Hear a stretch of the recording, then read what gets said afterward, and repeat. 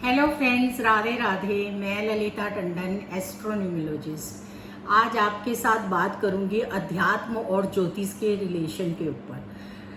हमारा जो एस्ट्रोलॉजी है और जो अध्यात्म है वो दोनों साथ साथ चलते हैं। अगर हम अपने शास्त्रों का अच्छे से अध्ययन करें तो हम देखते हैं कि जो हमारे शास्त्र हैं उनमें इतना ज्ञान है कि उसी के अंदर से हमारा एस्ट्रोलॉजी निकला हुआ है। उसमें हर चीज़ इतनी अच्छी तरह से दी गई है, पर शर्त है कि हम लोग आजकल अपने शास्त्रों को रीड नहीं करते, पढ़ते नहीं हैं। शास्त्रों का अध्ययन जरूर करना चाहिए। उसमें हमारे कुछ ऐसे शास्त्र हैं जिनका अध्ययन तो घरों में होना ही चाहिए, जैसे रामायण, भागवत, गीता। इन सब चीज़ों का अगर हम रोजाना पाठ करें तो हम धीरे धीरे देखते हैं कि हमारा जितना ज्योतिष है वो उसके अंदर से ही निकला है और उसके अंदर ही हमें सब कुछ मिलता है। इसलिए अध्यात्म का और ज्योतिष का आपस में एक दूसरे के साथ बहुत ही गहरा संबंध है और होना भी चाहिए, क्योंकि दोनों में हम इन्हीं चीज़ों की पूजा और इन्हीं चीज़ों के उपाय बताते हैं। आपको मैं इस बारे में आज बताना चाहती हूँ कि किस तरह से हमारे जो प्लेनेट हैं वो शास्त्रों में किस तरह से हमारे अधिदेवता होते हैं। यानी कि हमारी कुंडलियों में कोई ना कोई एक ऐसा प्लेनेट होता है जिसे हम आपको बताते हैं कि इसका जो अधिदेवता है वो आपका इष्ट देव है और आपको उसकी पूजा करनी चाहिए। और हम अगर अपने शास्त्र पढ़ें, रामायण पढ़ें या भागवत पढ़ें, गीता पढ़ें, तो उसमें हम देखते हैं कि किस तरह से हमको हर एक देवता के बारे में बताया जाता है कि वो किस किस तरह से काम करते हैं और हमें किस किस तरह से जब हम जन्म लेते हैं और इस दुनिया में आते हैं तो हम पर उसका किस किस तरह से इफेक्ट पड़ता है। हम रोजाना, पहले अगर हम थोड़ा पीछे चले जाएं 80s में, तो हम देखते हैं कि घरों में शास्त्रों का जरूर वो होता था अध्ययन, क्योंकि उसका कारण था कि बड़े सब रोजाना पाठ पूजा करते थे। लेकिन फिर जब हम 90s में आए तो हमने देखा कि इस चीज़ को हमारे यहाँ पर ऐसा मानना जाने लगा कि ये सब तो मॉडर्नाइज नहीं है, क्योंकि उस टाइम पर ऐसा दौर आया कि हमारे यहाँ कॉरपोरेट्स की कंपनियां आई और बच्चों ने अपने आप को शायद इस तरह से मॉडर्न करना शुरू कर दिया और आज उसका हम कितना ज़्यादा नतीजा देख रहे हैं कि कितनी प्रॉब्लम्स क्रिएट हो रही हैं। अगर हमारे घर में शास्त्रों का या हमारे घर में इन चीज़ों का अध्ययन होता है या हमारे बड़े बुजुर्ग इन चीज़ों पर बातचीत करते हैं तो कहीं ना कहीं, चाहे हम सुने ना सुने, कुछ तो कान में पड़ता है और उसकी वजह से हम अपने संस्कार अच्छे कर लेते हैं और वो हो ही जाते हैं। आज आप देखिए कि हमारे देश में हमारी कितनी जगहों पर हमारे बच्चों को कितनी प्रॉब्लम्स आ रही हैं। सबसे ज़्यादा आप देखिए नशे का कितना बुरा हाल है। तो इसलिए शास्त्रों का अध्ययन घरों में करना चाहिए। इस बात को मैं इसलिए कह रही हूँ कि बच्चे आते हैं और पूछते हैं, ऐसा नहीं है।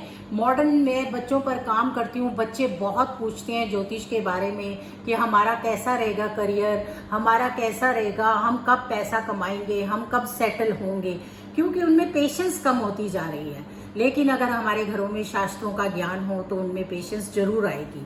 उन्हें पता चलेगा कि कैसे कैसे किन किन महादशाओं में हमारे जो जब प्लैनेट्स हैं वो हम पर कृपा करेंगे ही करेंगे और हमें अच्छी तरीके से सेटल होने ही देंगे।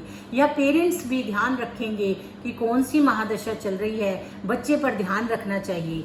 जैसे कि बच्चों पर जब राहु की दशा होती है तो वो इतने फिकल माइंडेड होते हैं और अगर वो यंग स्टेज में दशा आ रही है तो नेचुरल है, राहु धुआं है, छाया ग्रह है, तो बच्चे नशे की तरफ और इस तरफ दौड़ते हैं। अगर उनको पता चले और पेरेंट्स बच्चों पर ध्यान रखें कि उनकी कैसी सोसाइटी है तो उन पे इस पर बहुत असर पड़ेगा। हमारे जो जितने भी देवता हैं, सन है, हम कुंडली में देखते हैं 9 ग्रह देखते हैं और आप देखिए सन, सूर्य हर कुंडली में जो है बहुत ही ज़्यादा उसके ऊपर काम करना चाहिए। अपने घर में अपने बच्चों को सूर्य की पूजा करनी सिखानी चाहिए, वो आनी ही चाहिए, क्योंकि सूर्य देवता एक प्रत्यक्ष देवता है। आप सोच के देखिए, अगर एक दिन बारिश होती है, 2 दिन सर्दी पड़ती है और सन नहीं आता तो हमारी क्या हालत हो जाती है, कितनी प्रॉब्लम्स क्रिएट हो जाती हैं।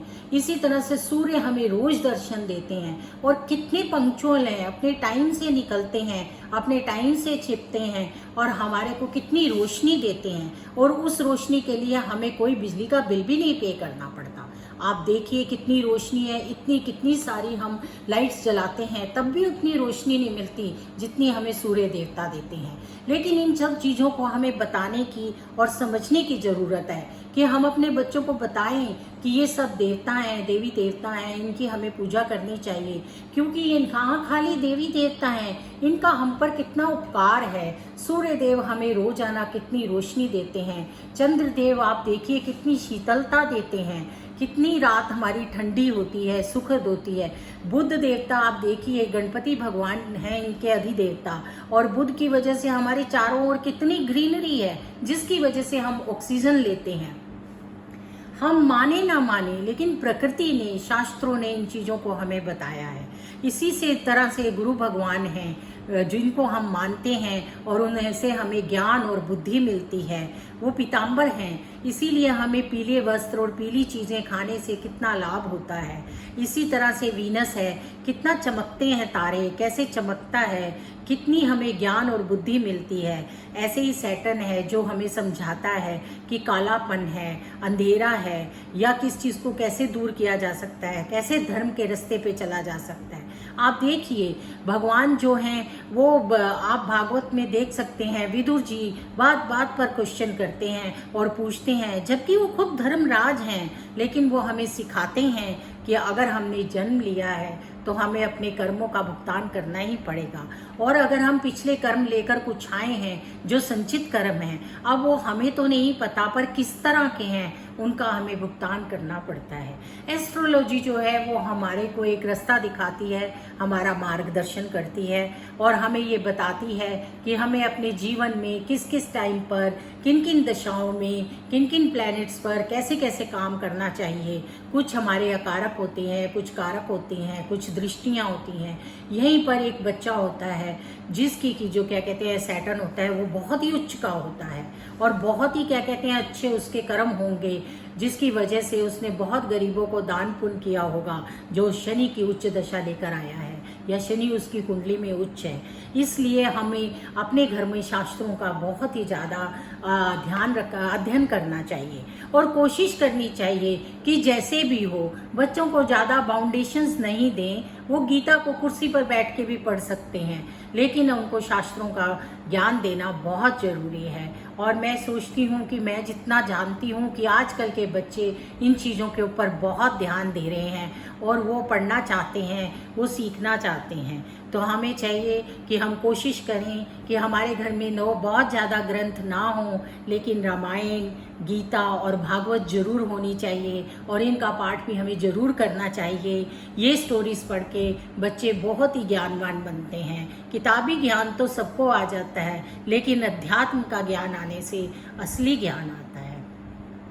आप सब मेरी वीडियोस देखते हैं, अगर आपको पसंद आती हैं तो प्लीज़ आप लाइक कीजिए, शेयर कीजिए और मेरा YouTube channel astrologer Lalita Tandon को भी आप सब्सक्राइब कीजिए। राधे राधे, जय श्री कृष्ण।